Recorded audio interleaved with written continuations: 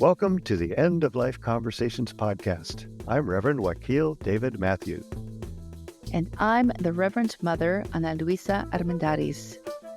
In this podcast, we share people's experiences with death and dying, whether it's grief and loss, or joy and celebration, all things related to the end of life.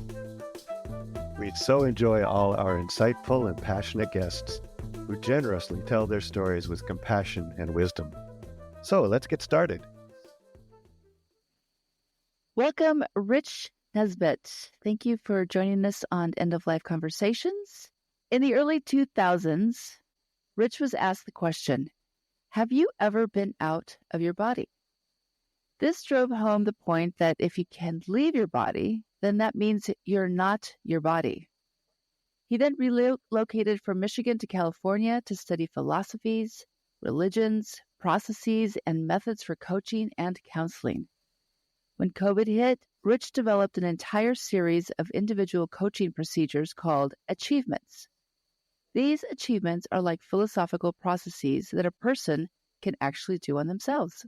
In 2000, Rich supported a client who was caregiving his dying grandmother. He wrote out steps for his client, which they found very valuable. That prompted Rich to write a book on the subject called When It's Time.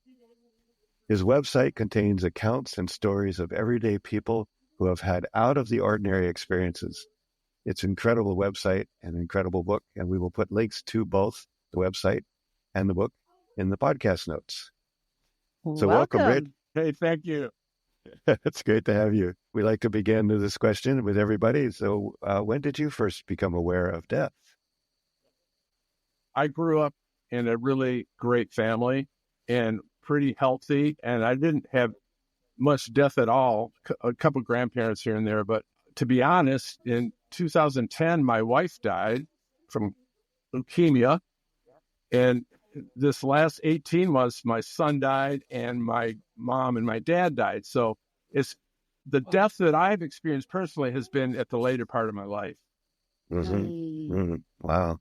But wow. Like your thing said, I've been coaching and counseling people for 4 decades. And a lot of that has been grief counseling. When they have loss, I help them through it so that they can regain who they are and regain. I like to say that grief counseling, the purpose is to get rid of the excruciating pain and replace it with love and meaning. Mm-hmm. Finding meaning in death is the most therapeutic, I feel. Mm-hmm. Yeah. Yeah, I think it's funny that similarly, when my wife has just had a diagnosis, that it kind of turned our lives upside down. And I remember often I've said to people, all this work I've been doing with Ana Luisa and end of life work and hospice and etc. suddenly came into my life. Mm-hmm. And so, as you're saying, when it comes into your life like that, even though you've been doing it as practice, it's a whole different animal in a way. It's like, okay, now I got to practice these things, right? You're right. Mm-hmm.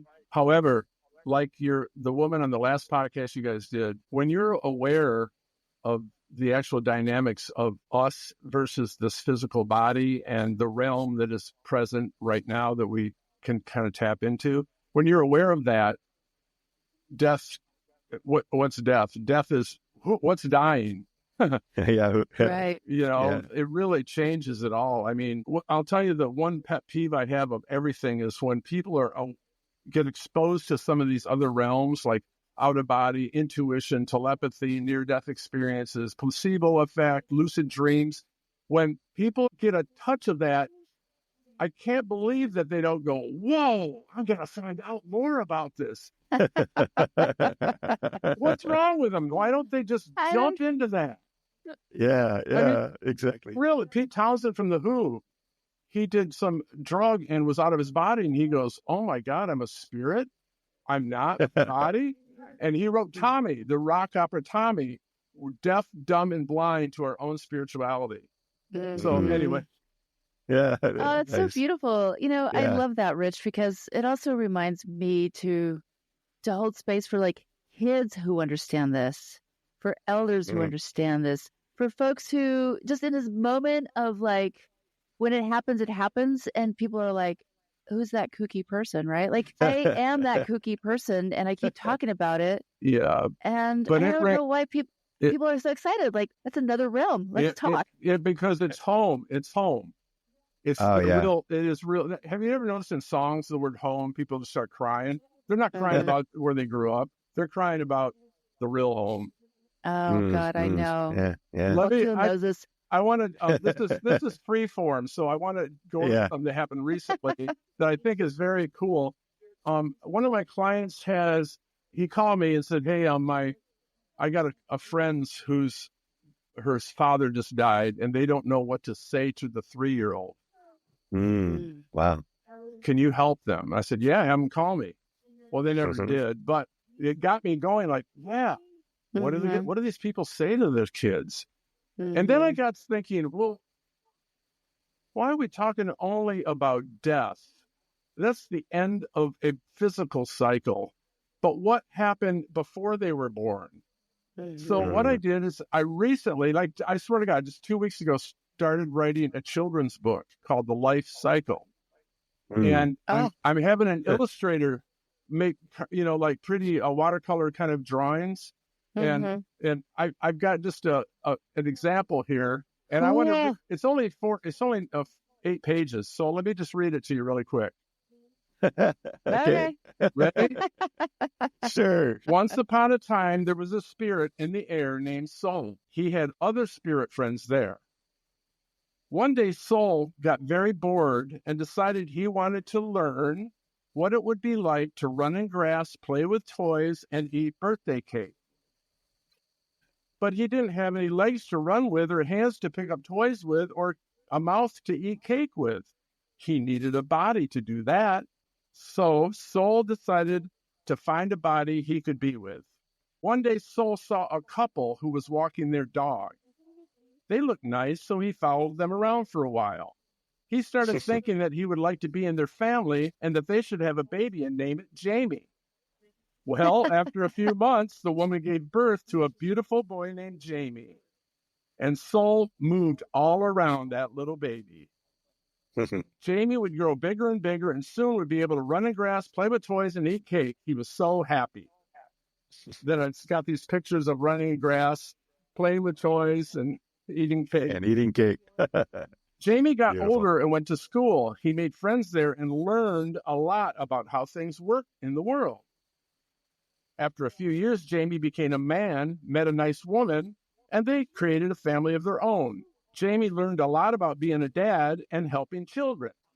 After a long time, Jamie's body got old and it stopped working. Soul then moved away from that body and he went back into the air with all his other spirit friends. He told them about everything he had learned when he was Jamie. Now he watches over his family and will always love them.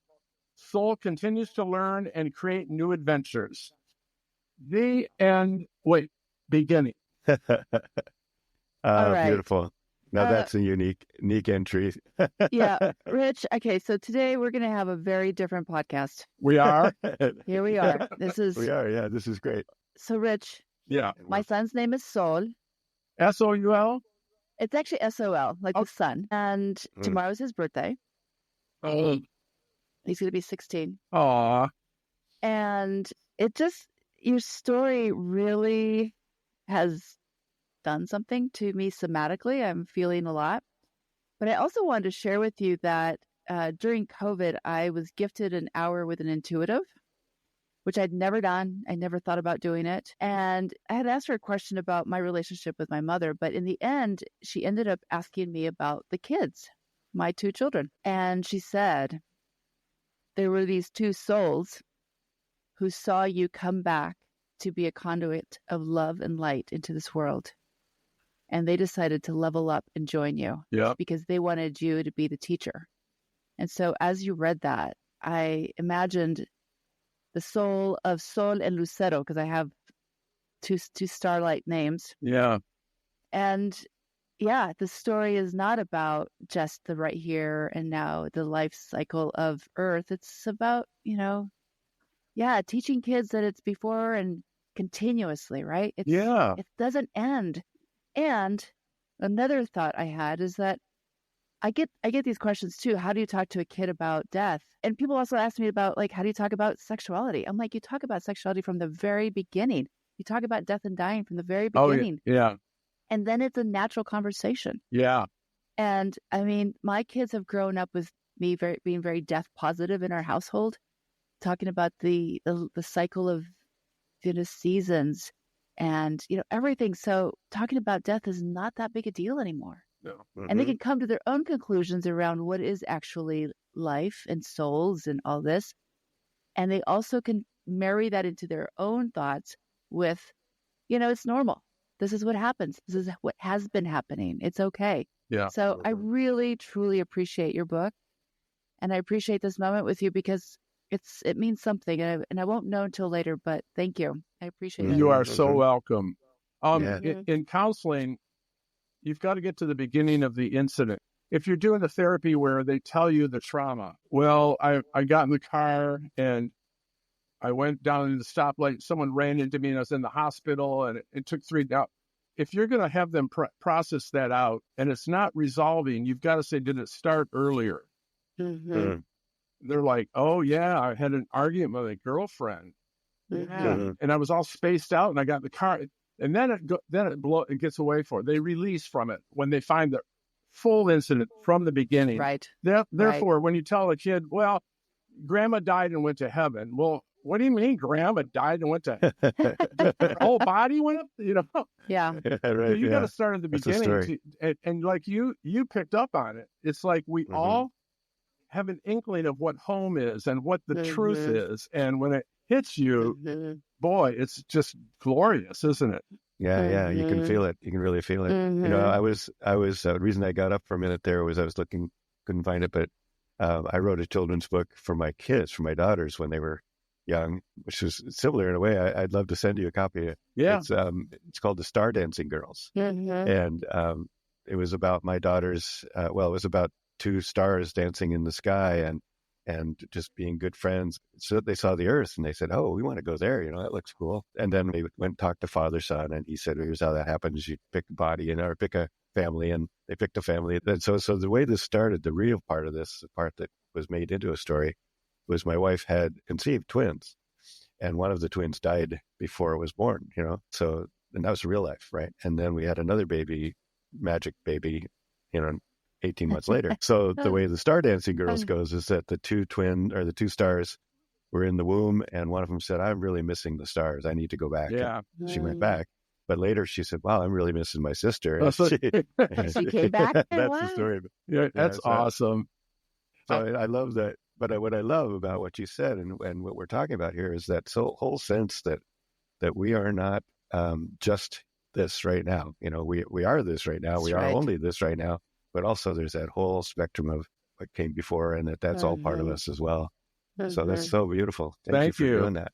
This is the book I wrote on helping people at the end of life when it's time. Yeah. Now, in the middle is a chapter called Strange Magic, and it's all about paranormal and metaphysical phenomena.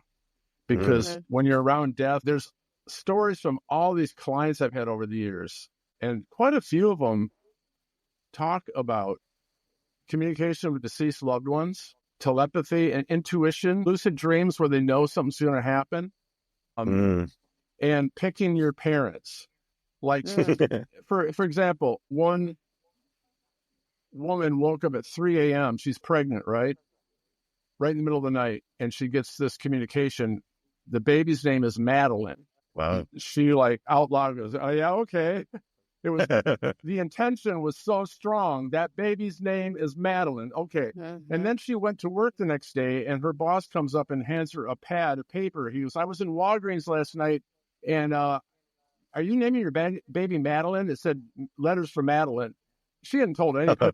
And then she went to a church event, and someone came up and goes, I had a dream that you're naming your baby Madeline. Is that right? Well, she better not go away from that, right? Yeah. As you're saying all these things, it's like I have encountered that in myself.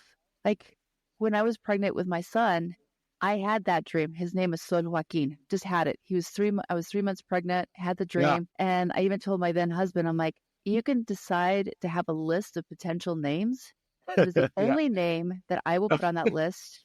And I'm not going to, that's going to be it. And he never actually formed his own list. The day I had the baby, we still hadn't talked about the name, but he came back and he's like, oh, yeah, I told all the neighbors it's Soda Joaquin. And I was No like, way. yeah, like That's it awesome. he just was like, that's it. Right. And so, yeah, I never thought that was really strange, but maybe it is. Like, Well, there's some Kabbalah, some of these mystical religions think the soul is present 7 days before conception. mm-hmm. So 7 days before, you know what? Mm-hmm. And if you saw the movie Fantasia by Disney, Yeah. there's a scene, I think, of the Greek mythology where the Cupids are up there and there's a couple and they shoot the arrow, boom, and all of a sudden the couple's like, ah. So the soul is present before the body's even conceived. Yeah. And that's why I put in this book. And another aspect of my little book is all the near-death people say that they feel our purpose is to learn. Mm-hmm. And they hadn't learned enough in their earlier life. So they have to come back and do it again. So they learn. And that's why I put Soul wanted to learn. He learned how to be a dad. He learned a lot in school. And he told his friends what he learned being a human. Oh, that's so beautiful. I'm just I'm smitten. Well, and I love this kind of full circle. If we go back to what we were talking about at the beginning, is that this is acknowledging that these things are real and that that they're as real as anything else. And as you said, people who don't acknowledge that and who stifle that for some reason out of fear or afraid that culture, and our culture is totally guilty of that. Like the woman you were talking about who was afraid to tell anybody, Libby. She was afraid to tell anybody, because she was afraid she'd be tossed into the psycho room. And there's still, even though it's less so maybe than it was when she was young, it's still a case that it's still a stigma attached to you saying, well, I had this experience. People will still look at you like, oh, you obviously don't have your all your marbles there, Yeah. Or as Ana Luisa is saying, you might be asked to leave the dinner. If you're never invited back. If you deliver it though with complete confidence and as a matter of fact, a lot of people go, yes. Now, when my son passed, I did the memorial for him. He was 27. He was with his hockey buddies down in New Orleans for a bachelor party. And they decided to do a little blow to have fun. And it was fentanyl. And he died instantly. Anyway, I was doing the memorial for him with my parents and all these relatives. And afterwards, my nephew came up to me. And now these are straight ahead science, no spirit, no religion. They're all like modern day people. And he goes, Uncle Richard, I got to tell you something that happened. He's in the finance industry, like Edward Jones kind of finances, where he has clients that come in to invest. This woman came in, his client, and said, you got to set up an account for my grandson. And he's like going through the papers. I didn't know you had a grandson. She goes, yeah, I didn't either. Well, what happened? She said, well, you remember when my son passed at 40, she had a 40-year-old son that died in a car accident a year ago.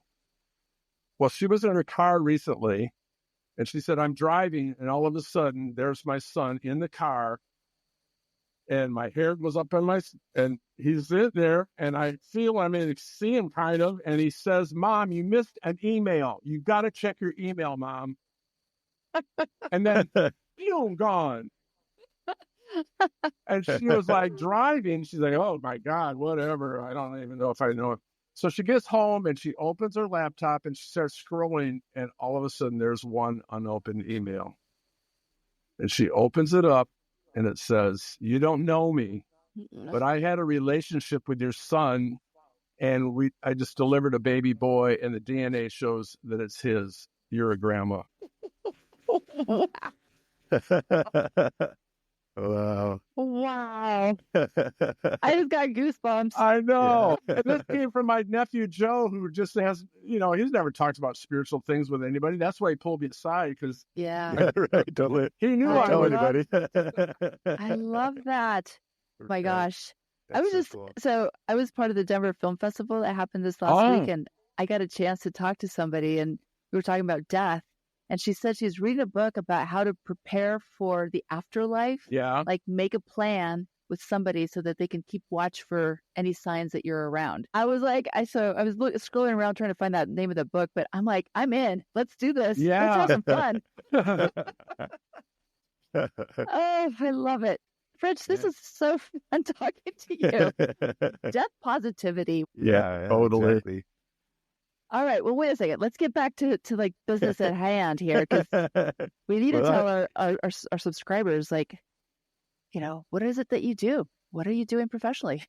So the counseling was one-on-one, right? Helping people through loss, helping them find their abilities that they buried, finding old decisions that are keeping them from progressing now. And I had a huge practice up in Chicago, and we moved to California and COVID hit. Mm. And that's when I developed these. You know what journaling is? Yeah.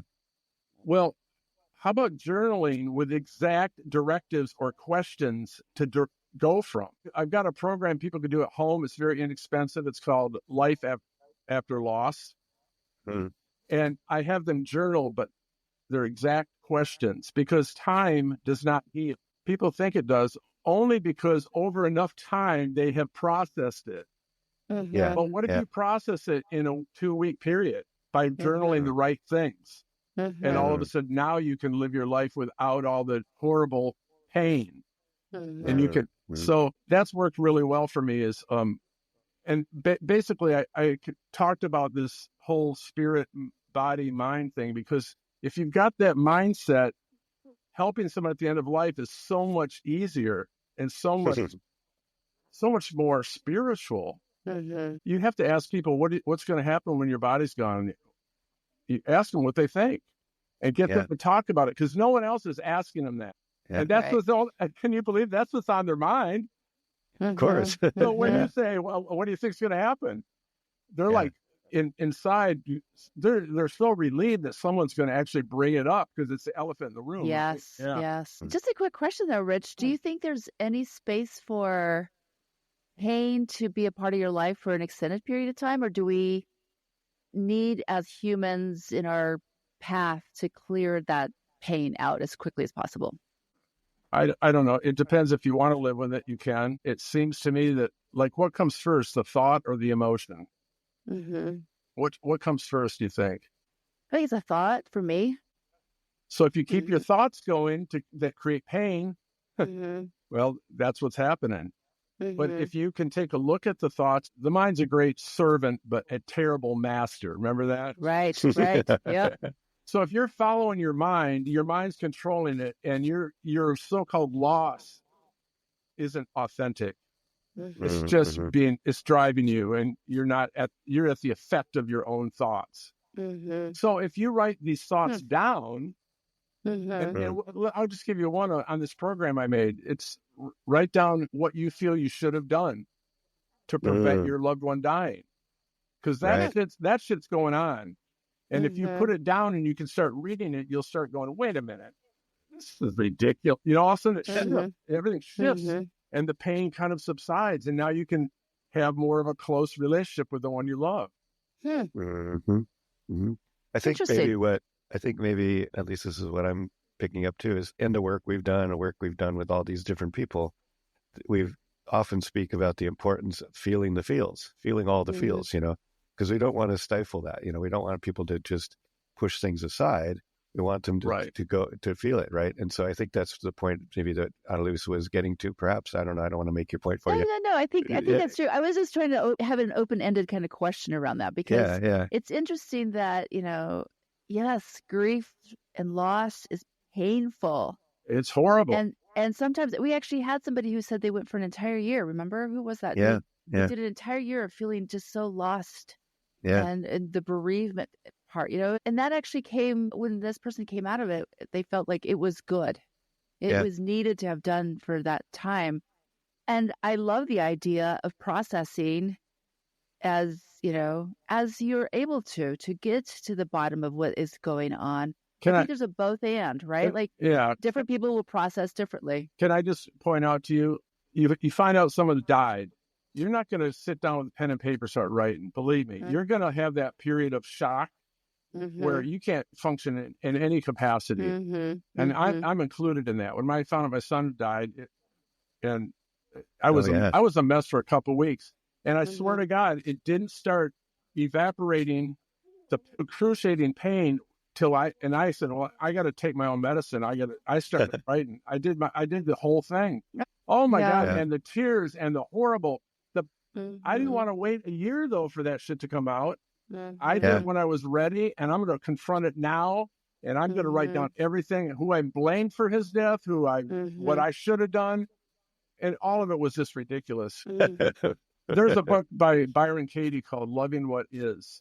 And in my mind, he died too early. Yeah. Is that true, though? Maybe he died when he was supposed to. Yeah. Right. So our thoughts dictate our pain. Right. So, and everyone does process it differently, but boy, you can speed up the process if you just confront what's actually going on in your mind and reevaluate all of that stuff. It's garbage, because most of it's garbage. Yeah. It Have turns you ever out. read The Untethered Soul? No, I know that book. I got it. I haven't. It's kind of. Just listen to it in an audiobook. I have been listening to that for about 6 years. Yeah. Once or twice a year, I listen to it because it's so soothing to me. But it always reminds me, whose thought is that? I know. Who's telling you that thought? Figure that out first. Yeah. Okay. Well, so true. we can't be upset by anything, by any person or any situation. It's only our attachments to thoughts about it. Right. Yeah. Right. Yeah. Oh, Beautiful. so good. Yeah. And in my counseling, I've found that old decisions that have been, and during trauma, the dog bites you when you're 3 years old and you make a decision, I'm not going to trust my parents. How could they let me on the yard when a dog was going to bite me? Yeah. So now they get in a relationship and they got problems because they don't trust and all that stuff. So when you find the old thoughts and old decisions buried in trauma and loss, it all turns around. Yeah. So they've lived with pain and distrust for their whole life, but was it really real? Yeah. You have to retrain your mind to, and by writing it out, by processing it, you get a chance to do that. You get a chance to go back and find that first trigger, because we all are in this reactivity state where we just, that's a pretty normal thing to do. We get triggered, we react. And so we do have an opportunity right there to stop.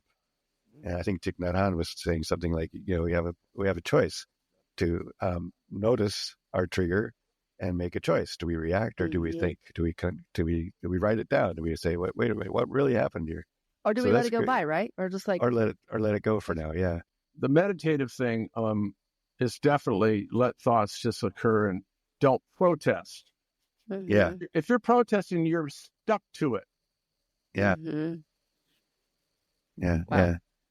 So I'd love to carry this through a little further. Can you tell us kind of the challenges you've had with doing this work, or with, in this, I guess, with your work, people's you've got to enter the case at the level they can understand and agree with. Yeah. So if we start talking early on, like the stuff we're talking about right now, it's going to invalidate their feelings. You can't go, hey, you're never going to die. Don't worry. Your grandma's not dead. She's just floating around. Look at you. You have got to enter in the right spot. And that's always a challenge, to make sure that you don't overshoot the person you're in front of. Victimization is a good place to start. Tell me how you feel about that. Oh, well, let them go through then until they trust you to a point. And I've noticed that in my practice, if someone was taking medication for their depression and anxiety, it was always a little bit of a liability, because during the therapy, or whatever you want to call it, the coaching, they would be climbing out of the victim mentality into I'm responsible for 100% and they didn't like it. Yeah. Because they thought the pill was responsible for it, or they thought their diagnosis, bipolar, or whatever they were told was their problem. So that's always a kind of an issue of the level of responsibility can they take for their situation. Yeah. So that's a challenge, huh?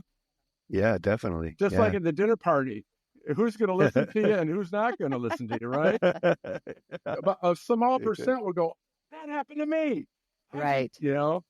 Yeah. But 80% will go, you're crazy. You know, that's your conspiracy. That's okay. That's okay.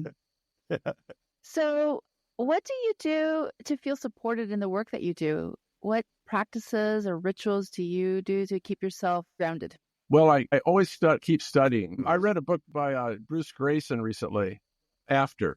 Have you heard of that book? Mm-mm. He read the book your other girl was talking about, Moody, who wrote Life After Life. And Grayson had a patient, a attempted suicide patient, and he was no spiritual bone in his body, total, you're dead, blackout, you know, it's all science, no metaphysical, nothing. And one of his patients, who was almost dead from a drug overdose, he went to the room and she wasn't responding, and he put her in the ER and then went down to a different place in the hospital, and there her roommate was, and the roommate was pacing back and forth, and he goes, "What drugs did your roommate take?" Because she found the roommate on the floor in the bathroom, and I don't know, I know she take it. I go, she said, and it was about a 20-minute conversation. Well, the next day he went to the patient, and she was now conscious, so they had revived her. She had a near-death experience, but he didn't know about that. And he goes, "Hi, I'm Dr. Grayson." She goes, "Yeah, I know who you are." He goes, "You do? Well, I thought you were unconscious last night when I came into the room." She goes, "No, not here. You were with my roommate down the hall talking to her about the medications I take, and she was pacing back and forth, and you had that stain." And he was like, "Whoa." What? So then he went to the University of Michigan, I think it was, 6 years later, never told his wife, never told anybody. And that's where Moody was, the guy that wrote Life After Life. And that's when he wrote his book about all those near-death experiences. And I wanted to point out one thing to you guys that is kind of one of the best scientific theories that I've ever heard. How is it that people with no brain activity can enter the realm of where they go, the metaphysical, no time, no space, no location, all love, All light. Yeah. deceased relatives coming up to you? How do they enter that if their brain is not working? Grayson decided and pretty much researched the fact is our brain, which everybody says is the greatest thing on earth, is a filter. Alex Huxley said the same thing. It's a reducing filter. It only allows frequencies, wavelengths, considerations, concepts that will help this animal survive. Right. So this body needs food, sex, and sleep, and all we're going to get is that amount of filters. So when the brain dies, or you take acid or LSD and it reduces, now the world opens up. The metaphysical realm opens up. I thought that was just amazing. I love that. Yeah. And that's on my website. That's why I said it's above it all 360: music, motorcycles, and the metaphysical. Because music, people can cry when they hear music. How come they're crying? Where's that coming from? How come Paul McCartney wrote Yesterday in his sleep? Where is that coming from? That's a realm that he touched into. Riding motorcycles or kite surfing or rock climbing or camping or hiking in nature. Those things bring us close to nature in that metaphysical realm. People say, it's my religion. Hiking is my religion. Yes. And so I'm trying to point out to people, it's all around you right now. All you have to do is acknowledge it when it happens. Yeah. Open to it. Yeah. I know with a lot of the new treatments with mushroom treatments and ayahuasca and those kind of things, most of the time, what people are coming out of that with is that reconnection that you're talking about, noticing that, we actually are connected to everything. Wow. Well, I think didn't the CIA want to create kind of mind control people and use LSD, but it backfired because it became the summer of love and peace. And I don't want to go to war. Oh, shit. The thing about drugs, I mean, you do it once and you get a kind of in that realm, but I don't really purport to doing it too much because it eventually destroys the body and then you're toast anyway. But if you get a glimpse of it and you start researching, now you start meditating and you start kind of really finding out that would be valid. Yeah, and you can find the exact same thing, like Annalisa's and I both agree, and pretty much 90% of the people we talk to agree. Just walking down into the woods, or taking a deep breath. Yeah, like really feeling the body. Just you're right. What? Yeah, yeah, right. we tend to go on automatic, don't we? That's what I mean about don't let the mind lead you. You need to lead the mind. Yeah, right. yeah. Because the mind is just a survival mechanism. My teacher says, just don't let that. You got the nafs or the ego. Don't let they're there. They have an important reason to be there. Your mind, has an important to keep you survive, like to help you survive. Yeah. But you can't let them drive the bus. Right. Right.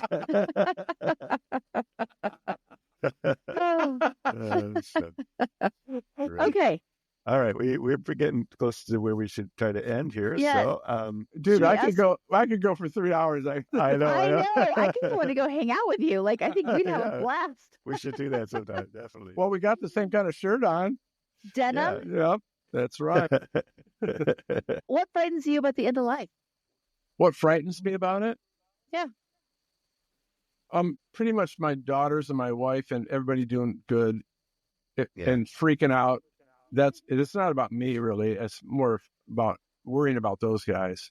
Sure. Yeah, and it's interesting because one of the steps in my book, I mean, I don't know if you can tell, but I use the word metaphysical versus spiritual because I think spiritual has kind of gone into so many like crystals, and I like that. I like nuts and bolts. I'm riding my motorcycle through the countryside, and all of a sudden I'm out of my body. You're like, whoa,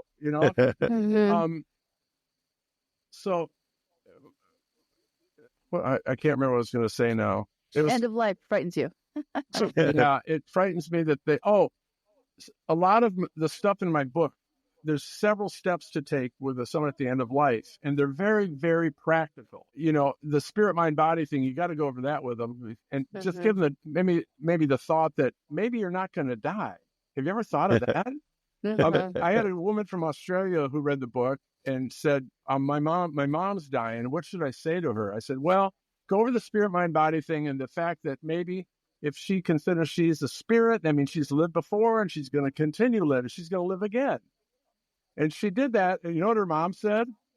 Well, honey, I've always known I had a past life. I just didn't know they went by so quickly. That's so great. Oh, wow. Yeah, I love it. That's great. Yeah, I think we've often had that same response. Is it mostly when we work in this world, we don't have a fear of the actual happening of death or what's going to be there. We don't know. It's a mystery, and we live in acceptance of that mystery. But we do worry about our beloveds. Who's going to be left over, and how's it going to be for them? And are we doing everything we can to make sure that they're taken care of, and that they don't have a hard time? And that's the hardest part. Remember that woman? The reason she came back was for her daughter. Yeah, and she didn't even have a daughter yet. Oh, yeah. Oh, that's right. She hadn't appeared yet. She knew she was waiting. She wanted to be the portal. The daughter was like that little dude. Yeah, right. Wait a minute. I was playing a game with you. You can't fail that quick. That's right. Exactly. This is awesome. Wow. So, Akil, what's the next? I think let's just do this last question, which is one we always like. It to kind of sum it up, which is there anything you wish we had asked you and anything else you'd like to share with us before we end? I think that people should know that their years and years of therapy is not needed anymore.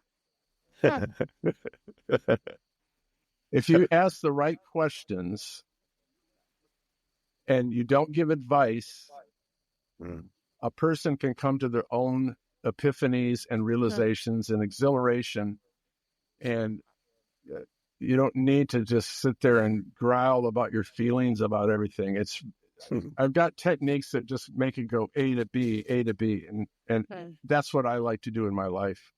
And I would say that if they're interested, they can call me and we can talk and see what we could do. And I love the fact that I now don't have to rely on people coming to me. I can send them a PDF of all these exercises they can do at home.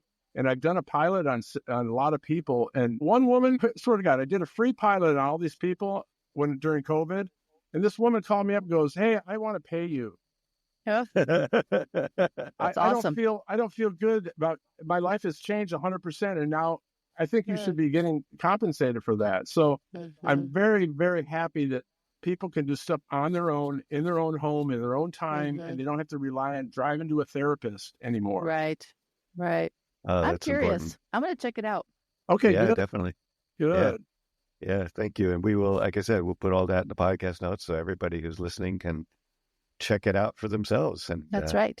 Yeah, this has been such a fun conversation. So fun. I would laugh so much. It's so nice. And you brought a poem. Do you want to read your poem? Do you guys have it in front of you?